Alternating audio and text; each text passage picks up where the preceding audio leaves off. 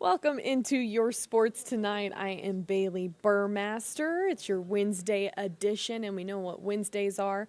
We got all the Falcons sound coming your way for this matchup with the Saints, which is obviously going to be an interesting one because, they've lost 7 straight. They're changing the tide.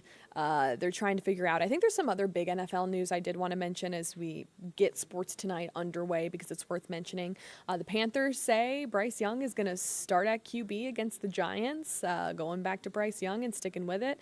Some interesting news if you remember Deshaun Watson out for the season. GM Andrew Berry always talks during the bye week. And he was really non-committal about Watson's future with the Browns. He did double down that everyone was a part of that, whether it was the Haslams or Barry or Stefanski. And he did back Stefanski, saying he's a great coach and he's someone that's going to be lucrative moving forward. Saying he might stick around. But as far as Watson, it remains to be seen. On the hardwood, the Hawks back at it tonight. They are at State Farm Arena against the Knicks. Trae Young left Monday's game against the Celtics with a rib injury. He's been playing a lot, picking up a lot of the load while they try and get players like Bogey back, Kobe Buffkin, DeAndre Hunter. Dyson Daniels back in the mix, so that's good. But Trae Young has certainly been picking up a big load. But he is probable for tonight, so we will see how that plays out. Really need a win at home against New York before they head back on the road. I believe they're at Pistons on Friday. But let's get back to the Falcons. They're preparing for the Saints. They had a slower day of practice, more of a walkthrough in Flowery Branch. Raheem talked about that. He talked about the latest when it comes to Drake London and Grady Jarrett. So let's tune in to what the head coach had to say. Where are you at health-wise? I guess today's a walkthrough. Is that kind of to give the guys a little mid-season break from preparing? Nope. It's all player performance based, and we're going to go to our walkthrough format today. And what we'll use in a couple of these Wednesdays, getting a chance to guys to get out there, be ready mentally, get their sharpness right, and things of that nature, and ready to go out and perform and be our best version of ourselves versus the Saints. Player performance, mean the conditioning and all that? Yep. All the stuff that we get done and get those guys off, taking a little wear and tear off the body, off the running, some of those things, taking a little bit off their legs, things of that nature, getting it right there where you want to be, so you're peaking at the right time and doing some of the stuff at the right time based on how the guys can perform best and what makes them work and what makes them go. Really love our format, love our science behind it. They do a great job. John Griffin and that whole crew, Nelly, all those guys, Paul Wall, they just all do a great job of getting stuff for us and what we need to get going. What does that entail? Is it the testing, the body testing, all that kind of stuff that goes into muscle strength? Or I'm just trying to figure out how they get to the point where, like, okay, we need to back off a little bit. Yeah, probably better off talking to a lot smarter people than me, but, just to talk about it, what you've done leading up to this point, how many games you played in a row, some of the stuff that goes into the amount of plays that you play within a game, the framework of the game, where you're at as a team, some of the measurements that come out of the stuff off our GPS testing and our tracking, a lot of the things, how you planned it moving forward according to travel, some of the stuff according to being home, a couple of different things about going to different time zones, things of that nature. There's all kinds of stuff that goes into it and goes into play with it all. But for the most part, you got to listen to the information and make decisions based off those reasonings, and that's what we do. And yesterday with the deadline passing, did anything rise to the level where it came across your desk? No, we just had a couple of discussions about things, and obviously Terry's always grinding and on the phone, and I'm not definitely a part of all those conversations, especially preparing for the Saints. Those are the things you really want to be concerned with, but no. And we feel really good about the guys we got, so feeling really good about where we're at. And do you think y'all will stay with that rotation method y'all used last week? Which one? The outside linebacker rotation. Oh, okay, yeah, because we rotated a lot of those guys last week, both the inside and out, and we'll be similar. It won't be exactly the same, obviously. A lot of those things are based off of game formats and based off matchups, based off a lot of different things. So, but you definitely like using a bunch of people, having a bunch of fresh people out there, being able to rush the quarterback or being able to play the run. getting those guys out there in timely fashions to be able to do the things that they do really well. Trying to make that thing work as best as possible. You have any updates on Drake and You cheated. Sure go. Sorry. When you think ahead to the Saints, obviously a team that just fired their coach, there's the rivalry aspect, but also like they don't have anything to lose almost aspect. I mean, think about back to your time here in 2021 when you guys kind of went out, had a big game against the Vikings. Do you kind of take anything from that experience that you now talk to your team in preparing for this game? No, you just increase the urgency in the whole building in the Saints organization. They're playing for their livelihood. They're playing for jobs. Nobody likes it. It's always rough in our business. I know we make TV shows out of all that stuff, but honestly, like for us, that's real life and it's real life experiences. For that building, is real life and real life experiences, and those guys are going through it. So, our team knows that the increased urgency for us to go out there and win, right? Not necessarily them, but for us as well, right? The increased urgency for us to go out there and win, and the attention that we have to put to these guys because of the stuff that you're talking about, being able to take over a new program or being able to start over and instill some different things. But when a coach gets fired, the urgency in the building is certainly increased from the ownership all the way down and throughout the organization. When you think back to your time kind of in that seat, so to speak, when you were here, Yes. what do you kind of think back on? What was maybe your message to the team back then that kind of rallied them? I was just flat out honest with the guys. I thought it sucked, losing a really good friend in Dan Quinn and having the ability not to be able to do the things that you wanted to do for him and how you wanted to do it to be able to accomplish the goals that you wanted to get accomplished that year. And whenever you get fired in this business, although we know it's an end-all be-all for all of us, but, you never want that to happen. But I thought I'd just use that general energy that we invested into trying to win for Dan Quinn and taking that moving forward to make sure he was proud when he was gone. And, we obviously we got Arthur Blank, who's a gracious owner, and allowed Quinny to be in that first meeting that I was in and been able to hold. And he was able to say his pieces to the team and be able to move on accordingly. And he's obviously done a great job for himself, which we'll see him later on this year. But those moments, they're not fun, and they absolutely sting and they suck. Drake and Grady, any updates on there? They will be out today doing everything, but obviously, it's a walkthrough, it's a jog through. We'll be out there doing those things, but they're still day to day. I'm feeling really good about it. Not to act like I'm hiding anything from the media, but I'm feeling really good about it. But obviously, you got to go see it. So I like to go see it on Thursday and some of the things a little bit today and a little bit Thursday. How does it change preparation at all when it's... Allison, what are you doing back there?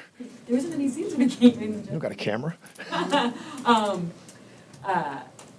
was I gonna say? Okay, so when they make a coaching change, does that change at all, like your preparation? They have the same players for the most part, but just like game plan wise, does that change a little bit? You will change some of the things that you were doing, obviously to make some differences in what you want to do. And then obviously, Rizzy's going to have a way he envisioned running a schedule. I'm sure he's been preparing to be a head coach for a long time. I'm sure he has a bunch of different ideas for his amount of time that he's been in this league. He's a well-respected coordinator in this league. He's a well-respected coach in this league. He's been doing it for such a long time for a bunch of different people. I'm sure those things he took from Sean Payton that he liked. I'm sure those things he took from Dennis that he liked. And I'm sure he's been gathering a bunch of information waiting for these type of moments. Now, you never want it to happen in this form or fashion, but when they do, you apply those things to see if your thoughts can come to life. And I'm sure he's going to put some of those things together. And like when you do those things, a lot of those things come with your increase in your philosophy and your demeanor and how you want to do it. You don't change everything because, the person you're working for obviously had a lot of respect for, particularly in my case. So I'm sure he'll do a lot of the same stuff. Do you pay attention at all to the weather reports and potentially a tropical storm or anything like that? And do you guys have conversations about that, or is that when it gets closer? It's always brought up just because of travel, but obviously they play in a dome, so not necessarily a big factor for us. But it's always brought up when it comes to team travel and how you're going to get there and some of the things of that nature, but not really a concern. Anything else? Yeah, Coach, Saints running back Alvin Kamara had over 150 yards this past Sunday. What are your keys to keeping that number down for the upcoming game? He is a problem. You got to go out there and mitigate Alvin Kamara as much as possible. He's one of the best players in the National Football League. The three guys that come to mind right now, Saquon, Alvin, and our guy. And obviously Christian McCaffrey's been on the shelf, but, those kind of guys that'll do threats the way they are, they certainly present them challenges all across the board. But first and foremost, you got to stop him as a runner. And then you got to prepare for him as a passer and a pass catcher. Not necessarily a passer, but a pass catcher. You got to prepare for all those things. And he is a dangerous guy, has been for a long time, and he certainly can hurt you if you allow him. So he's definitely one of those guys that you would consider a game wrecker, and we got to prepare for him the right way. Going off of Kelly's question, when you look at this game, do you feel like this is one where the good teams find a way to win and take care of business and not fall into what could be a trap game? There's no such thing as a trap game in the National Football League. You know, every time you go out there and play in the National Football League, it is about your business, right? Like, if you haven't learned that lesson yet, you know, you probably wouldn't be in the National Football League. It's just like you got to go play football the right way every time you go out there. It's more about you. It's about us. It's about your process. It's about being disciplined to what you do and how you go about your business. It's about having a plan on how you want to move forward and accordingly.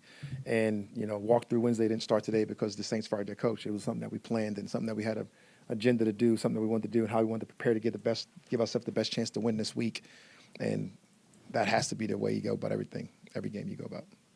What did you see looking back at the tape that allowed your guys, especially, to get after the quarterback more in this game compared to other ones? I think it's like everything else. Anytime you shine a light on things, and like I said at the beginning of the week last week, you know, practice preparation has to become game reality.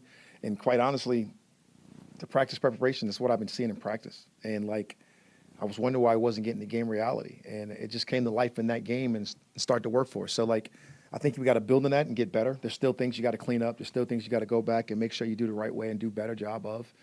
The combination of people and how you want to rush and how you want to go about your business. But like, I just think it all came to life that day for those guys, and it was a little bit better for us. And we still got, like I said, you know, still got a lot to go, a long way to go as far as being able to rush the passer consistently to affect every single game. What did you like about what AK was able to do in that game? Energy, effort, his ability to get off the ball, his ability to turn around out the stack. You know, Dak was mobile, his ability to chase him down, his ability to come out of the stack and chase down checkdowns. You know, obviously when you get a better pass rush, the ball comes out a lot faster, and he was able to get some of those checkdowns with us playing this tighter, sticky man coverage. And that allows AK to really show his athleticism and run after the people and get people on the ground, whether it be behind the line of scrimmage or in front of the line of scrimmage. He definitely left some stuff out there that he wants to go out there and finish, particularly a big sack that he could have had that ended up being a touchdown. That, you know, all of those things you want those guys to learn from and grow from. And I definitely like the progress that he made and where he was going in his attempts to go out there, Maria. Speaking of progress, what do you feel like you've seen from him in your time coaching him? Really, the awareness level of everything just in the game. Like, you know, when I first got here, he was a guy that potentially could line off sides from not being aware of what a ball was, just being so excited. But, like, I've seen his attention to detail really, you know, grasp and start to gain some of those interests and things of that nature. His ability to drop, his ability to show as a rusher, his ability to be an athlete in space, all of those things. His ability to run games with the certain people that he's running it with. He's got a custom with Grady. He's got a custom with David. He's got a custom with some people inside that way. So I'm really fired up where he's going, his development as a Atlanta Falcon. And then going back to the interim conversation for a second, you talked about you were trying to be candid and transparent and that it sucks and the situation sucks. But when you became an interim, what was the biggest challenge that you felt presented itself in that moment? You know, to be the biggest challenge to be frank is actually addressing the team, having your different vibe and who you are without making it seem like you're taking shots at your predecessor. And I wanted to make sure that every time, whether we did something good or bad, it was not taking a shot at Quinny in any form of way. And like for me, that was my biggest challenge because of the respect level that I have for Dan Quinn and the respect level that I have for his job to come here and coach and lead us to a Super Bowl and to get us a playoff win and then not to have the success that we wanted to have moving forward. And you want to make sure you're able to be candid with your media, but also at the same time talk candidly about some of the changes and the adjustments and the things that you want to make moving forward because of some of the mistakes and the failures that we had in the past. How different are the Saints in the recent film you've watched compared to the film you watched before the first be out? Well, they're down, you know, at least one wideout that we know for sure. And then they gotten Taysom back is the biggest thing that you notice from an offensive standpoint. You know, Taysom's a big-time playmaker. He got hurt in our game, kind of came out, and the game kind of changed for us a little bit with the ability to be able to stop the run because he's certainly a problem. The receiver is definitely one of the more dynamic players in the game, both from a return standpoint and from a deep threat standpoint. And losing him for the season is definitely something that's going to be a problem. And then obviously last week, we don't know where he's at, but he having a concussion last week with their other wideout that's absolutely a dynamic player is certainly a problem as well. And then, you know, obviously they were coming off the hot 2-game start of the season, absolutely scoring a bunch of points and being really explosive. And, you know, things start to fall apart from a little bit. And on defense, those guys have been active, and they were going through a bunch of injury cycle at that point when we played them the first time. But still, they held us to not get in the end zone from an offensive standpoint. So we got to come out there ready to play. The 3 running backs you mentioned a minute ago, I believe, are the only 3 to have 6 games with 100 scrimmage yards this year. So obviously, the ability to be a receiver out of the backfield is a key part of that variable. Bijan seems to be gaining momentum in that regard. What have you seen from him with, I think, back-to-back 7-catch games? That was the vision we kind of had. I believe we talked about this early on and what Bijan could be, and I kind of just threw it out there to Christian McCaffrey because everybody knew, and I didn't want to be disrespectful to Christian. Obviously, doing it at the amount of time that he's done it and how long he's been doing it for, but the similarities of playing against Christian and watching Bijan in practice every day and getting a chance to meet the young man and all the things that they can do, it's just super dynamic. And then obviously the guy we're playing this week is just like him as well. So when you think about Bijan and watching him progress and get comfortable and more comfortable in the system with the play caller, with his quarterback, with the guys that he's with, I think that's a refreshing growth and development for him. So talking about that growth mindset from a running back, talking about that growth mindset from a receiver, that growth mindset from a protector, just being able to go out there and do everything to, really become his version of his best self. Coach, how would you describe this Falcons' defensive identity under your leadership? Again, I don't. The identity, like I've been telling us about the whole team, it's got to be defined out there on the grass, right? And right now you got to define them as winners, right? They find ways to win football games. They find ways to get it done at the end of the day, and they find ways to get better and better every single week with the growth mindset going about their whole process every single week. They're talking about the results and talking about being in the lab, being in the meeting rooms and getting better and better every time we go out. And that's the whole thing you want to do. As this season progresses, being that it's a long season, you want to be the best version of yourself. The later, the better. Have you heard about the nickname Jesse Bates gave him, the Crash Out Crew? Somebody just told me that just recently. Which one of you guys told me that? We have. Yeah, it was just Friday. I got 2 nicknames now, right? Crash Out Crew, and what's the other one? Bloody Knuckle. And then the Bloody Knuckle Crew. So I like all those things, man. Those are identities inside the units, and I'll leave that to those guys. Yes, Mr. Nielsen also involved in the decision-making, director of performance science. Yes, all those guys. So you got Griff, you have Nelly, that's Mr. Nielsen. I don't think you said his name right. I just call him Nelly. You got Paul, you got Eric, you have Jake Fowl, you have a bunch of people. I'm sitting there, our PT, you can go through all of our when I say performance team, I'm talking about all those guys that take care of us. Is that something you learned in LA, or is that something here at the Falcons? I definitely got a lot of it from LA, for sure, with Reggie Scott and his team out in LA. A lot of credit to what they did, a lot of collaboration on how they did it with Sean, a lot of things they were able to grow with Love, their strength coach, their equipment guy. Lot went into it out there, and it was really cool. Sophie Harlan, from a travel standpoint, everything that we do is based on player performance, and they certainly show me a whole new light, a whole new collaboration, a whole new interest of being able to be thoughtful in your approach to everything that you do. Anything else? Let's get to some Georgia football. Before we specifically talk about the Dogs, we have to talk about the college football rankings that were released on Tuesday. Definitely got hidden because of all the election stuff that was going on and playing out. But we are going to recap that right now. So the College Football Playoff Committee released the rankings for the new 12-team format. It is unbeaten Oregon that sits in the number 1 spot for the first rankings. The Ducks were then followed by Ohio State at 2, Georgia at 3, Miami at 4, and Texas rounds out that top 5. Penn State, Tennessee, Indiana, BYU, Notre Dame, Alabama, and Boise State end up rounding out the top 12, which would compete in the newly expanded playoff at the season's end. Kirby did talk about this on Tuesday about the new rankings and how he really doesn't put a whole lot of stock in it because, what's a good win? What's a bad loss?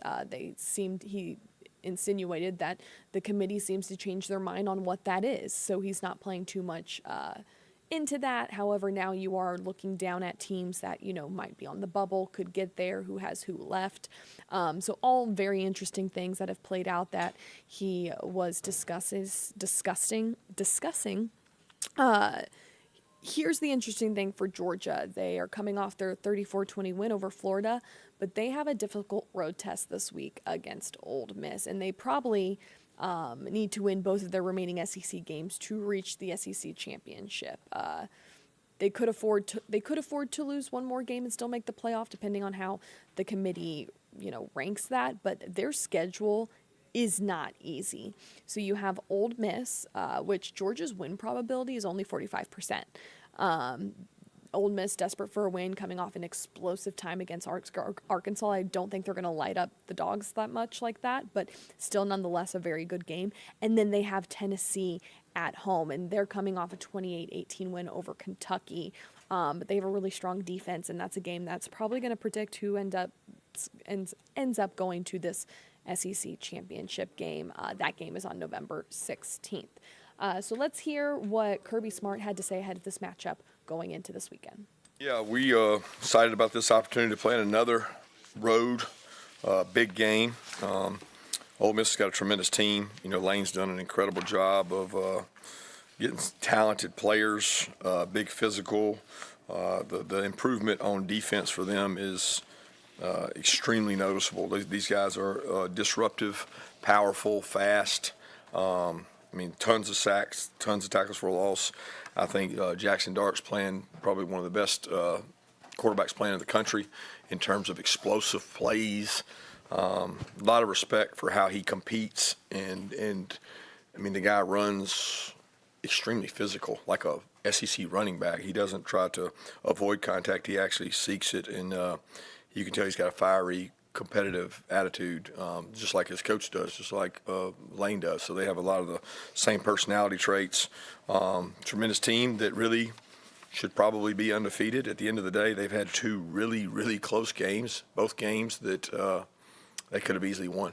So great challenge ahead, and our team's looking forward to it. We'll start getting ready today. Kirby, you had some nice words for Dart there. I want to ask you, when I look at the receiving corps, does it remind you at all of Burrow and LSU when he had those targets and the way he was playing at that time? Different offense. I think very different offense in terms of that, but certainly the talent's there. They've got several draft pick receivers that are good players, got good tight ends. They got a really good scheme. I think LSU had the same thing, but different scheme. Those two were not the exact same. LSU could go a whole game without trying to run the ball. Ole Miss will run the ball. They commit to the run, and they create shots and RPOs off of their run game. That wasn't really the LSU MO. Yeah, Coach, you talked about how physically Dart is or how physical he is as a runner. How do you go about coaching that up on the defensive side of the football when the sport's protecting the quarterback nowadays? Is it something you just, hey, play through that, go the whistle? But I think there was a moment in the LSU game where Whit Weeks kind of gets caught up in this. Is he going to slide? Is he going to be physical? How do you coach playing a quarterback that, has to be protected but runs physically? Yeah, we talk all the time. We've played a lot of quarterbacks that are good runners this year. You tackle the quarterback like he's a running back. You have to approach it that way. He's 225 pounds, and he lowers his shoulders, and he's physical. He doesn't give himself up very often. So we don't coach it any different than tackling a back. He might drop his shoulder. He might choose to slide.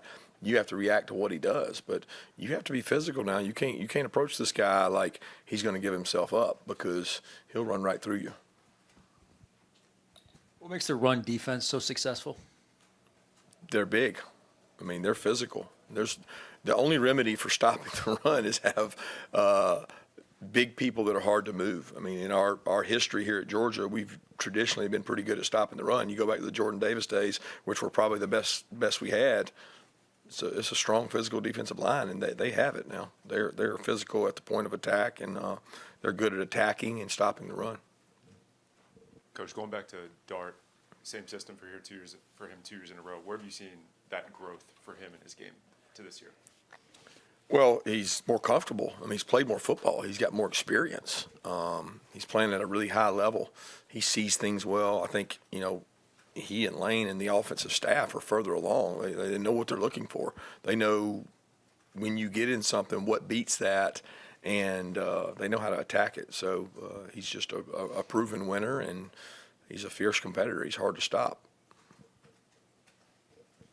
Kirby, when you reviewed the Florida game with Coach Bobo and the offensive staff, what are some of the key things in terms of Carson cutting down on turnovers that you guys are going to work on? Just decision making. I think that's the bottom line. I think I was more pleased after watching the tape than anything because, I mean, out of 73 snaps, he had 68 winning decisions, really good decisions. I mean, 68 for 73, pretty good in any sport I'm in that you're in. I think the concern is the mistakes can't be catastrophic. You know, like you got to make good decisions, and you know the two plays that he ends up turning the ball over on, they weren't great looks defensively against that call. Like we were expecting something else. So when that happens, you got to play for the next down, right? It's the most common thing in football. You got to be willing to concede a down and move on, especially when it's first down. And both those were, and two of those were those situations. But I still think that 68 out of 73 decision-making processes, he did the right thing and made some really, really elite plays and throws within the game. So it's cutting down on the catastrophic things. Kirby, on that note, like Carson continues to make some big throws even after the interceptions. Do you think that some of these these mistakes are just kind of that you all are playing a different way, that you're passing so much, and it's just going to happen, or is there something else that worries you about it? I don't know. I think it's I just think first and foremost he's done a tremendous job overcoming any mistakes he's had in the ability to go out and close things. There's a quality now that when you look across the NFL, you look across all sports, you look across the quarterback position, resiliency is a huge trait. And the one thing that this guy has done is when he's had to, he's gone out with his back against the wall and made some throws. He's overcome some bad throws earlier in the game. But you know, I think he continues to show that. I think that's a good thing. I don't know that it's a product of the throwing. I mean, at the end of the day, it's not that far off from previous years. I think people look at our stats and say that, but there's a skewed game in there. There's a game when we threw the ball the entire second half, just about. So you keep looking at stats and say, well, you're throwing the ball more, therefore you have these. I don't think that's a correlation because we had games last year that it didn't matter what we did in the fourth quarter because we were up by 30, we're up by 20. And you run the game in those. You run the ball sometimes in those. And that's been different. So I don't know that our differences in stats is more indicative of the games we've had to play in. Kirby, what kind of improvement have you seen from Ben Urosic since he got here this summer? I think he's learned the speed and the way to approach practice here. I think sometimes that takes guys, you know, it takes freshmen a long time, but it takes transfers sometimes. They'll say, golly, I didn't really know what it was going to be like. Usually younger guys that come in, transfers, not necessarily older guys, but his ability to practice well has got like better with every week. And then it's translated to what he puts on the field. And he plays more physical. He practices more physical. He bought into the idea that, oh, if I actually practice like a game, I'll play better in the game. And that's helped him. It's helped us. Yeah, Ole Miss is obviously a team that heavily leans into the transfer portal. How would you assess how your team has gotten contributions out of the guys that you brought in from the transfer portal this offseason? I'm trying to think of who all we've got. I mean, Ben Urosic is probably one of the primary contributors for us. We've got some guys in the secondary who came in that have probably helped some on special teams roles and helped some there. I think it varies position to position and year to year, depending on what you need. We've also got some really good young, talented freshmen that have come in that are going to be good players that we took over some transfers. Yeah, Kirby, when you go back and watch the film from Saturday, one, how impressive was that interception that C.J. Allen made in the fourth quarter? And two, just how have you seen his football instincts develop as he's played more and more throughout this year? Yeah, I think his confidence has improved. I was watching the Ole Miss game from last year, and I'm remembering, you know, him and Raylan having to be out there together and playing in that game, and that's not normal for an inside linebacker to be playing as a true freshman in that magnitude. That will do it for this edition of Sports Tonight. Join us throughout the week. Have a good night.